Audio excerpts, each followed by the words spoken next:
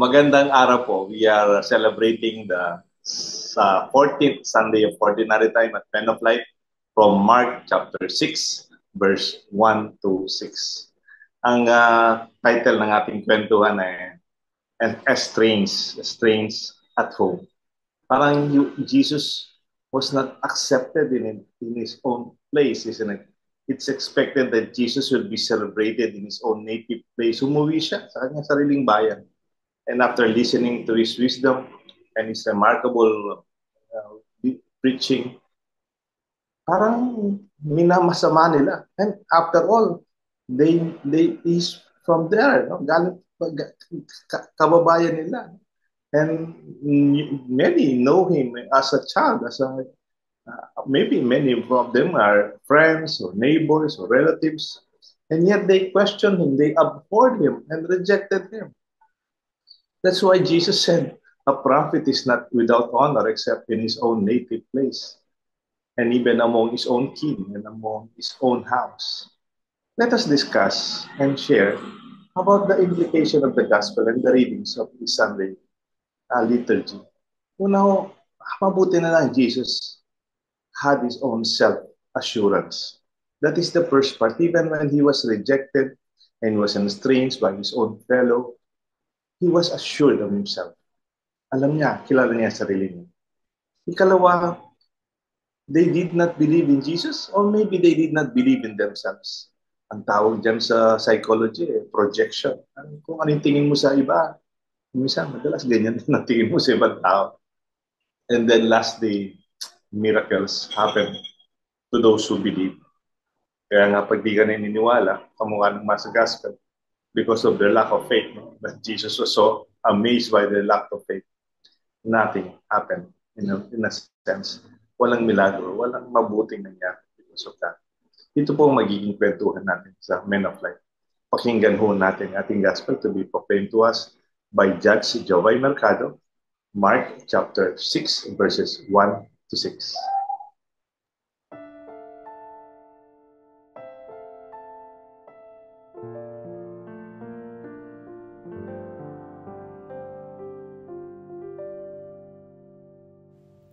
Pagbasa mula sa Ebanghelyo ayon kay San Marcos.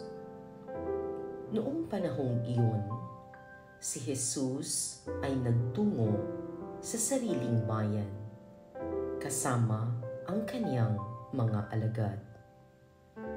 Pagdating ng araw ng pamamahinga, nagturo siya sa sinagoga. Nagtaka ang maraming nakarinig sa kanya at nagtanong, saan niya nakuha ang lahat ng iyan? Anong karunungan itong ipinagkaloob sa kanya? Paano siya nakagagawa ng mga kababalaghan? Hindi ba ito ang karpinterong anak ni Maria at kapatid nina Santiago, Jose, Judas at Simon? Dito nakatira ang kaniyang mga kapatid na babae, hindi ba? At siya'y ayaw nilang kilanlin. Kaya't sinabi ni Jesus sa kanila, ang propeta'y iginagalang ng lahat, liban lamang ng kaniyang mga kababayan, mga kamag-anak at mga kasambahay. Hindi siya nakagawa ng anumang kababalaghan doon, maliban sa pagpapatong ng kaniyang kamay sa ilang may sakit upang pagalingin ang mga ito. Nagtaka siya sapagkat hindi sila sumasampalataya. Ang mabuting balita ng Panginoon.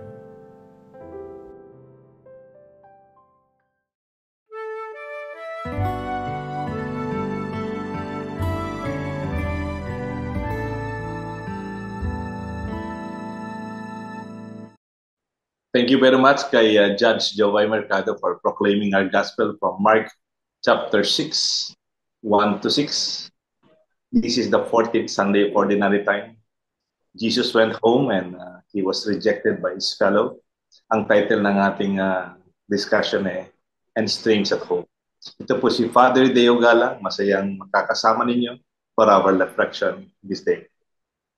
Sama rin po Father Justin Gatus, ang Assistant Director ng Social Action Center of Pampanga o SACOP ng Archdiocese of San Fernando. At ako po si Peter Henson, isa pong volunteer sa St. Joseph the Worker Chapel sa Clark. Welcome Father Justin, and we're very happy to have you sit down with us. And also Peter, second time na sa atin. And sina Bishop Ambo, alam ko by July, busy sila for their CBCP. Siya pa naman ang presidente. He needs a lot of time to prepare. We pray for our bishops who will be gathering for this month of July. Ang ating kwentuhan ay yung, di ba pag uwi ka sa bayan mo, siyempre, parang assured ka na you will be appreciated. Nari ako, umuwi ako sa Florida Blanca. Father Justin, saan yung bayan mo? Sa Porac po, Among. Porac. Umuwi sa Porac si Father Justin. Tapos si Peter. Peter, Angeles ka, no? Opo, Tubong Angeles. Umuwi siya sa Angeles, galing ng Magalang. Of course, we're expecting that our fellow, kababayan natin, kababata natin, they would appreciate us. But this did not happen to Jesus.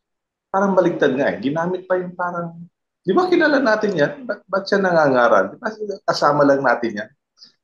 Bakit siya nagmimilagro? Parang yung pagkilala niya sa kanyang pamilya, sa kanyang pagkatao, para bang anak siya ng kalpintero, di ba? Parang minanit pa siya. And it was quite sad and even challenging. And the good thing about here is Jesus was not perturbed. Parang hindi man umurong si Jesus about this. Hindi man siya nagalit o hindi not even addressed their disbelief. And I think minsan mangyayari sa atin yan.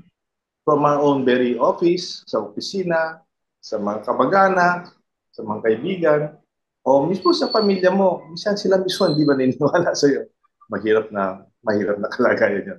Di ba, Father Justin?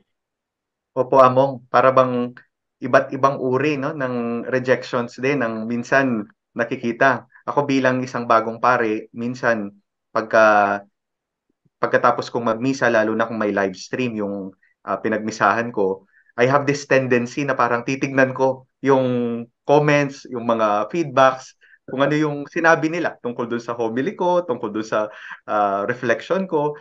And then pagka may mga konting, syempre wala naman, no? Awa ng Diyos, wala pa. Pero parang pagka, ay, bakit di sila nag-react? Ay, bakit di sila, di ba?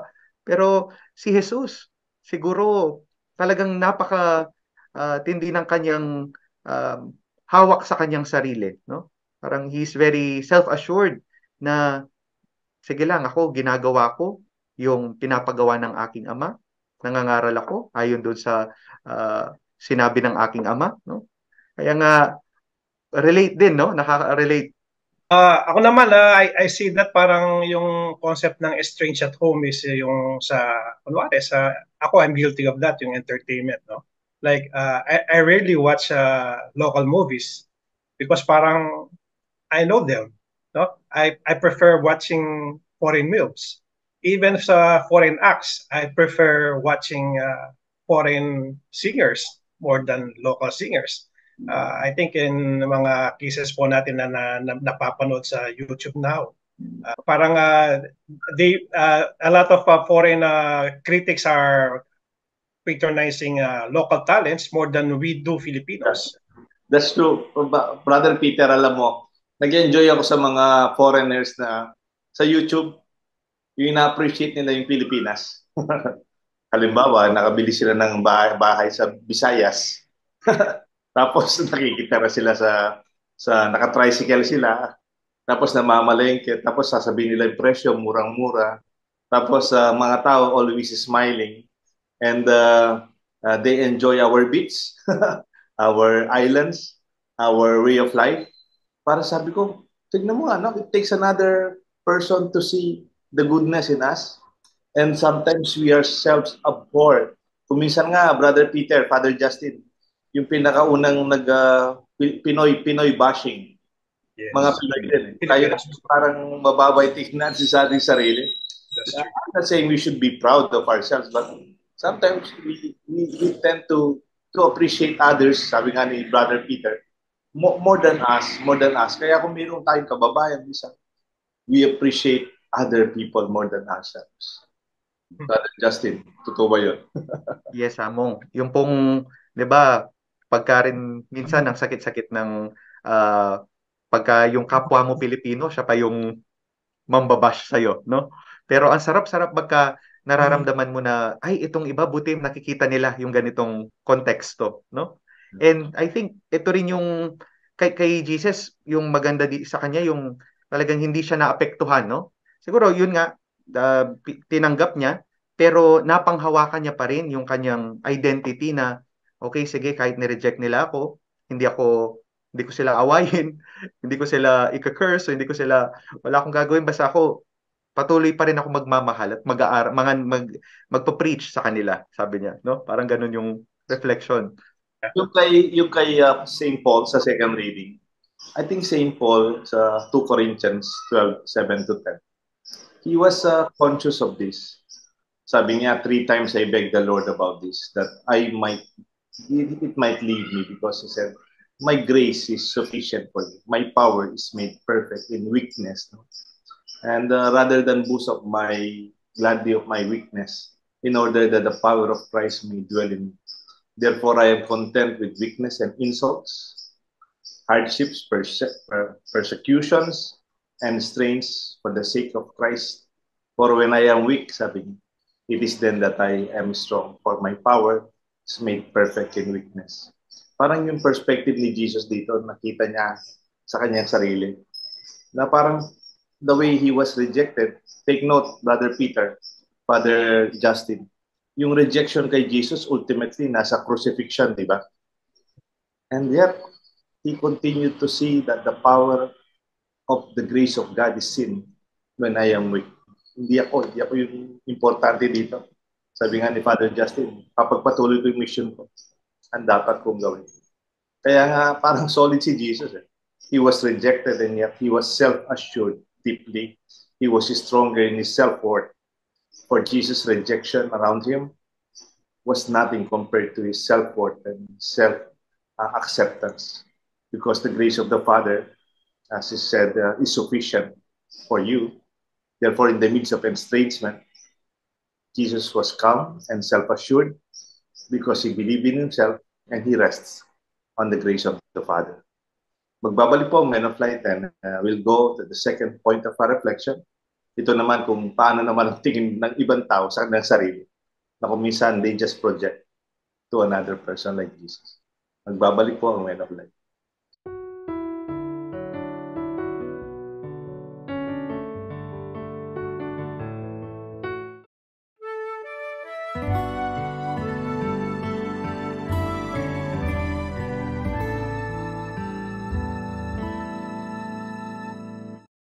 Welcome to our second gap ng Men of Light. Kasama niyo pa rin po si Father Justin Gatu. Siya po yung Assistant Director sa Social Action ng Pampanga. At saka si Brother Peter Henson. Kasama po namin sa core group namin sa St. Joseph Chapel sa Clark. And po si Father Deo at si Father Jonathan, ang ating Director. And nasa ikalawang punto po tayo nating kwentuhan ng and strains and yet home and strange at home.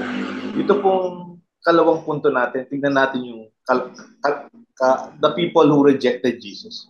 The people who cannot accept Jesus. I mean, it could also be possible, di ba, na they don't believe in themselves.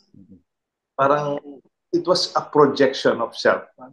Term yan sa psychology, that they rejected themselves. That's why they reject other people.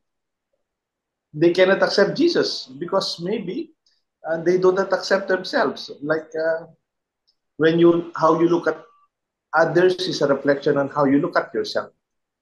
They cannot accept Jesus because maybe he was too good, or maybe he was too holy, or his wisdom is remarkable, ang galing niya, pero tayo hindi naman magaling. Bakit siya magaling? Parang gano'n yung, parang masakit yung loob nila. Yung, how can he be like us or from us? How can that be, di ba? Dapat pare-pareho lang tayong hindi magaling. Or those who have low self-esteem can reject people who will be true. Di ba? Father Justin. Yung pong among, parang yung sinasabi nila, bakit ba? Yan, dati kalaro lang natin yan, di ba? Eh Oh. bakit ngayon? Nangangaral siya. Parang maganda nga po yung sinabi nyo na mirroring, no? Self is a reflection na baka para bang pagka minamaliit nila si Jesus, para bang minamaliit din nila na ito kababayan natin, ito galing din sa atin. So dapat maliit siya kasi maliit din kami, no? Parang ganyan yung nangyayari din, no? Minsan sa atin din nahuhuli din natin pagka when we react to someone, when we see someone na para bang hindi, ganyan lang yan. Pero deep inside, kung babalikan mo, meron ka rin pagkaganon, no? Meron pong kasabihan na yung sinasabi nilang yung magnanakaw, galit sa kapwa magnanakaw. I think there's the reverse of that also is if you see yourself in others, normally, kung good ang nakikita mo sa iba, tendency mo, you are also a good person. No? And I've experienced that several times in my life. There's a tendency for us to judge a person, pero pag tinignan mo yung, i-reverse mo yung, you try to be nice to him or her, no? Then it also reflects the way your personality. Totoo yun. In fact, may bus yan dyan eh. Parang yung sa lugar ni Jesus, parang hindi rin maganda yung tingin ng ibang tao. Di ba? Parang ano siya, pagka notorious ng konti yung lugar niya. Kasi, di ba si Philip was introducing Jesus, no? Philip, the apostle, was introducing Jesus, the son of Joseph the worker, to Nathaniel. And then with sarcasm, Nathaniel asked, can anything good come out from Nazareth? No? Pero mabuting nanggagaling dyan, di ba? And that gives us a clue on how people look at Nazareth. It was not very positive. That is why maybe that is also how they look at themselves. They don't believe in themselves. Sometimes you cannot accept another because you cannot accept yourself. Sabi nga sa Latin, nemo dat quod non habet, or literally means no one can give what they do not have. Or you cannot give honor, or you cannot give appreciation if you do not appreciate or honor yourself. Na nangyayari po ito, even in our own experience. Among, Brother Peter, nice kong isingit yung nabasa ko tungkol dun sa significant other, no? Madalas when we say significant other, inisip natin agad boyfriend, girlfriend, or yung mga asawa, special someone, no? Pero sabi po nung isang spiritual writer, si Father Richard Rohr, tayong lahat, meron tayong significant other, magsimula pa nung bata tayo. At yun ay walang iba kundi ang Diyos, no? And that significant other gives meaning sa ating buhay, sa lahat ng ating ginagawa. Kaya kung nakakalimutan natin yung ba significant other natin, parang we have a very fragile sense of ourselves. Parang pagkasabihan ka lang na ganito, hindi, sige, no? Pero kung matatag, no, kagaya ni Jesus, talagang kahit ma-reject ka, no? And even pagka nakita mo yon, hindi ka rin mangre-reject ng ibang tao, no? I agree among Justin na yung pagkilala mo yung sarili mo and people try to belittle you, no? Minsan di mo na lang pinapansin tatawanan mo lang sila. Yeah. Pero kung fragile ang sarili mo, fragile din yung ano mo sila, babanatan mo rin sila. When your perspective is really very, very limited.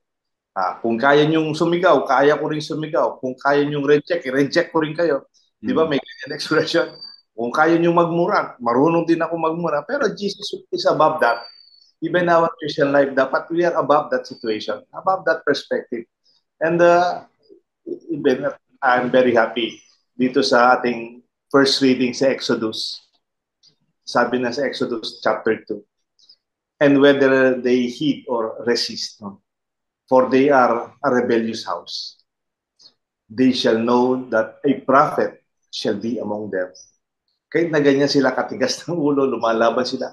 Pero mayroong mangingibabaw, may lalabas na propeta na magiging kasama nila among themselves. if we believe that within us, no, there's that champion within us. There's that hero. Di ba? May song na The Hero in You, no? Pag lumalabas yan, sa mga bata, sa mga estudyante, sa mga kasama natin na minsan mababa ang tingin sa sarili, we should encourage them, make them believe that there's the hero, the goodness, the champion in them. Otherwise, we will all fall like the situation in the gospel. Siguro among yung kung si Jesus din kung meron siyang very fragile sense of himself, no? Para bang hindi siya magpapakapropeta, no? He will not be a prophet, instead he will become a puppet, no? Minsan ganyan eh. Para bang pagka sinabi ng ganito, ay hindi sige, ganyan na lang. Okay na, mahina, okay, ganito na, 'di ba? Pero pagka alam mo kung sino ka talaga, kahit na anong sabihin nila, ginagawa mong kalooban ng Diyos, sinasabuhay mo kung sino ka. The hero. Sabi nyo nga po, lalabas ang pagka-hero mo, no? Hindi yung parang, naalala ko yung kanyang disciple, si James and John. Yung the sons of thunder, when they were rejected, makikidaan sila shortcut sa may Samaria. Tapos they were rejected. Sabi nila, parang babanatan natin yan, di ba? Call thunder, banatan, maging banatan tayo. 12, 13 tayo. Pero sabi Jesus, huwag yung isipan niya, let's go for another round. No? Huwag kayong, don't go down to their level. Di ba? Don't go down to their level. And in that way, we see, we have a better, parang excuse me, I have something more important to do. That sana we don't waste our time bickering and even and responding to negativities. That because we have a mission to do, positive mission to do. At sana ganyan din sa ating community, sa ating sa mga pamilya, sa opisina, sa ating simbahan. And marami pang pinapagawang mabuting Diyos. We have to move on and carry on. Yung ikatlo po na ating kwentuhan, our third part, there are no miracles in the midst of those who do not believe. Kaya nga po, ito'y parang Bible study rin. We will mention some parts of the gospel where there are so many miracles that happen because people believe. Magbabalik po ang Men of Life.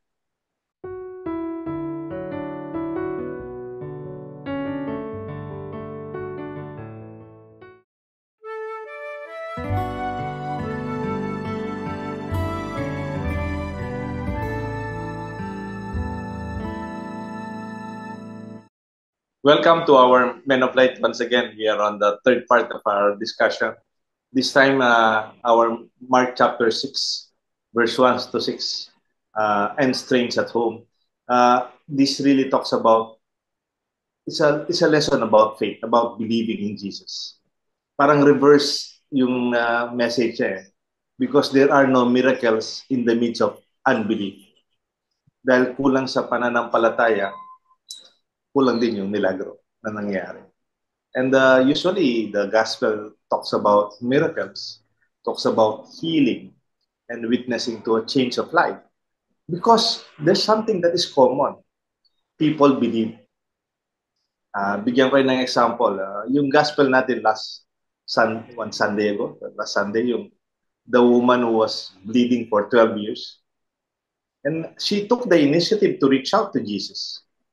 She held the cloth of Jesus. Kahit laylayan lang, sabi niya.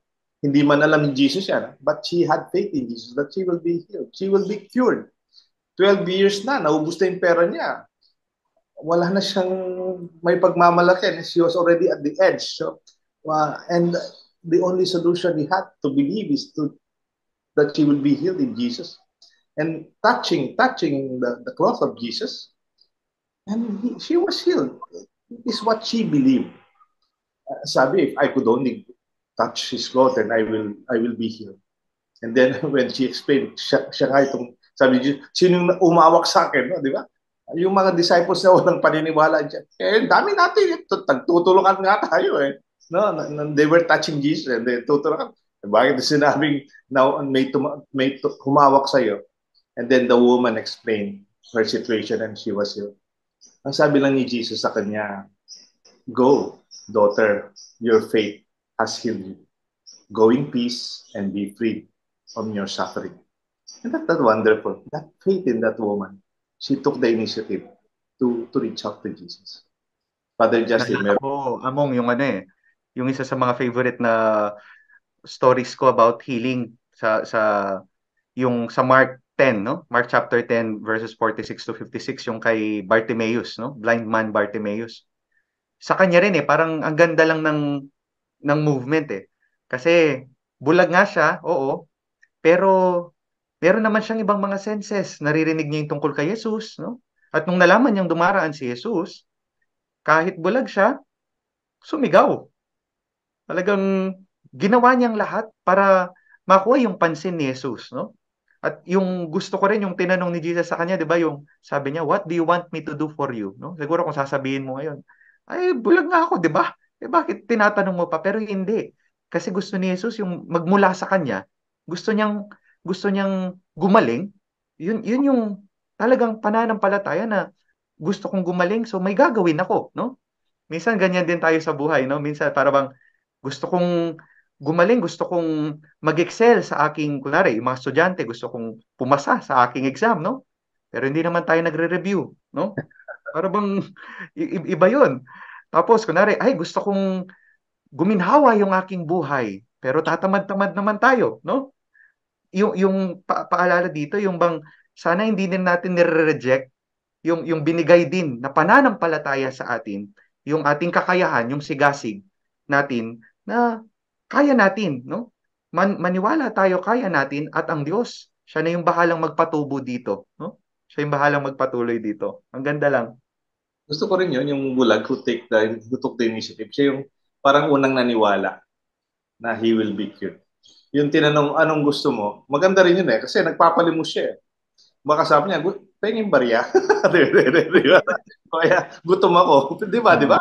Gutom ako. Kaya nakita mo naman nagpapalimos ako. Di pera.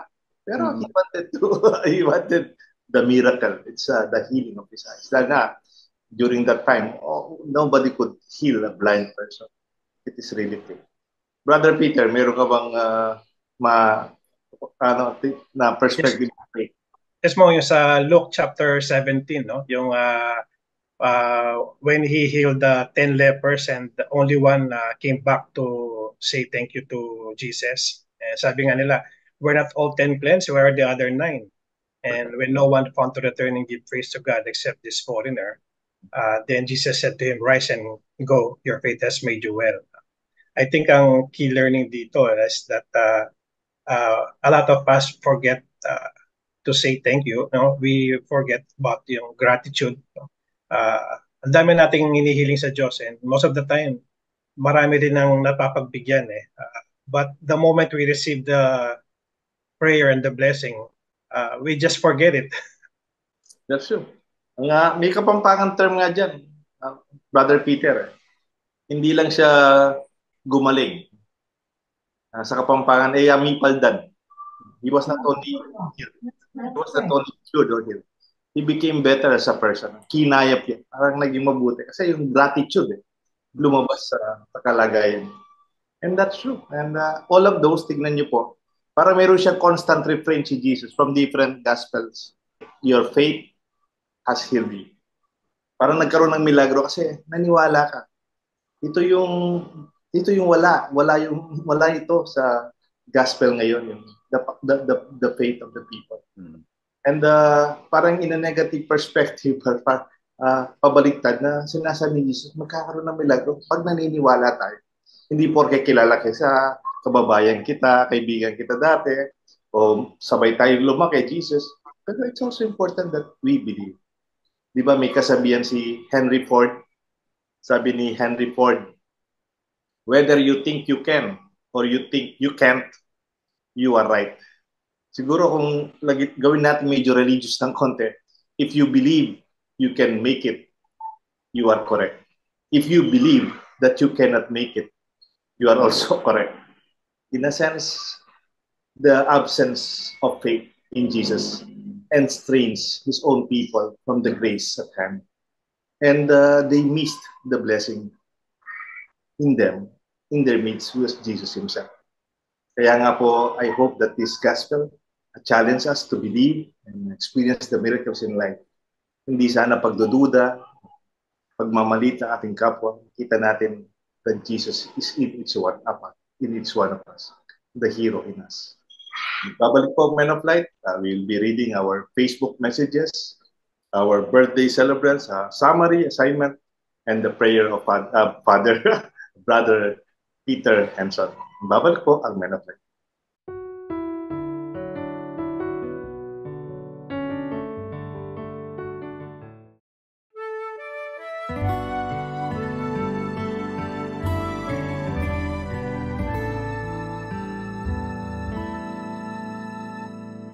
We are already at the last part of our episode dito sa Men of Light and Strange at Home. Si Father Justin ang babasa ng mga feedback natin sa YouTube or Facebook. Brother Peter will lead us to our final prayer, and I'll read some birthday celebrants and summary and maybe assignment and blessing for everyone. Father Justin? Okay po, ito po ay mula kay Elizabeth Coraming. Amen. Indeed, faith without action is dead. Thank you for that wonderful insight, no, on how to act on God's teaching and how we live our faith by our good deeds. God bless you. More wisdom to share, Brother Joey Angeles. No, your closing prayer in Men of Light always gave us a better understanding of the gospel. No, tapos mula naman kay George Magtibay, it is easy to say that we want to follow Jesus, but to do it is difficult. If we want to be a disciple, we need to discover the best way to follow him. Each of us is responsible for discovering God's will for our own lives. We cannot just wait for others to tell us what to do.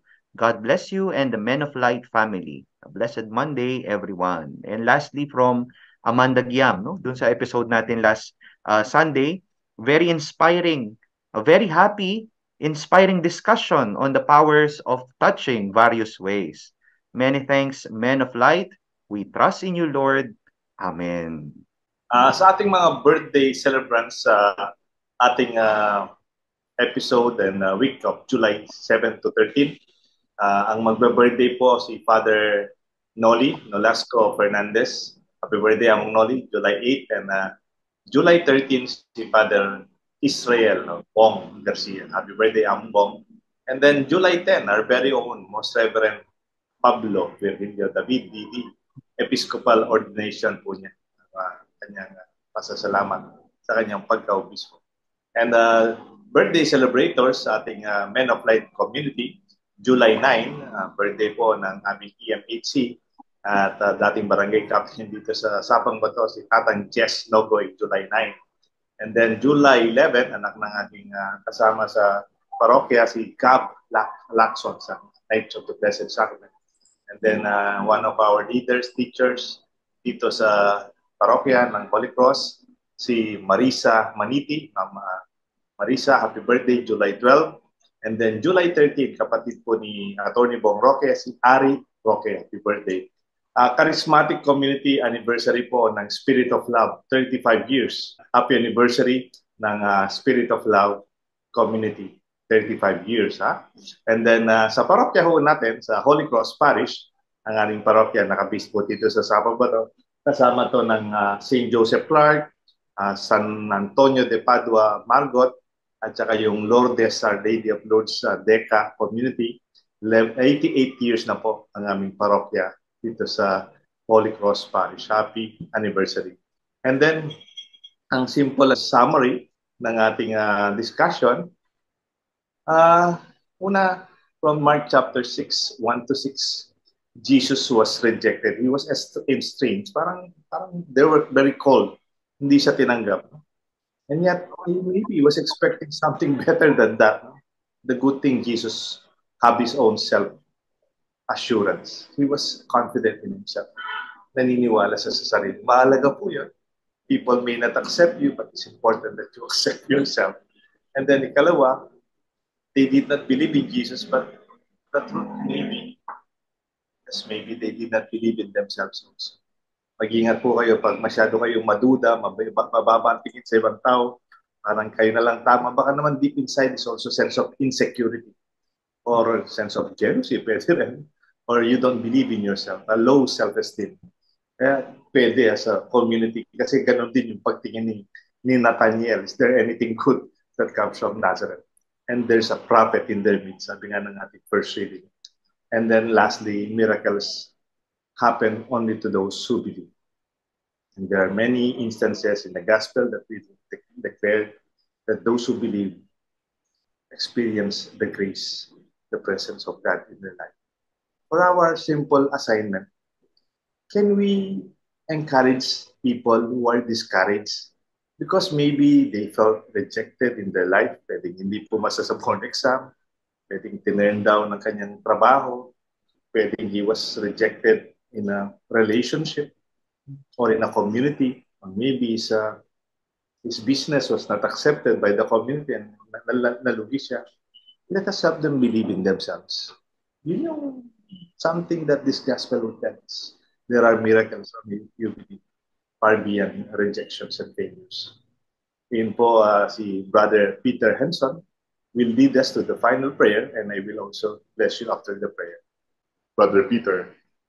Okay. Please join me in praying. In the name of the Father, and of the Son, and the Holy Spirit. Heavenly Father, we ask for your forgiveness when we tend to rely on our own little understanding of your immense love for us. When we start to think that we wholly know you and mistakenly believe that we know it all, forgive us. When we disregard your message and rely on our own limited interpretation of what is happening around us, forgive us. When we fail to discern your messages through the lessons you allow us to experience in life, forgive us. When we stop believing in you because your message contradicts what we practice, forgive us. Lord Jesus, continue to inspire us with your words and do not tire of loving us despite all our weaknesses. Continue to work your miracles in our lives and let us know that only you can heal and save us. Continue to guide us in all our actions, thoughts, and decisions so that in everything we do, we glorify your name. Lord, we pray that we continue to recognize your presence in everyday and ordinary encounters and notice how you desire to nourish and give us life. Free us from prejudices and skepticism as we seek your strength to join with you and open our hearts to know you more. We ask this in the mighty name of Jesus. Amen. The Lord be with you. And with your spirit. May the blessings of Almighty God rest upon you, your loved ones, and your family. The Father, the Son, and the Holy Spirit. Amen.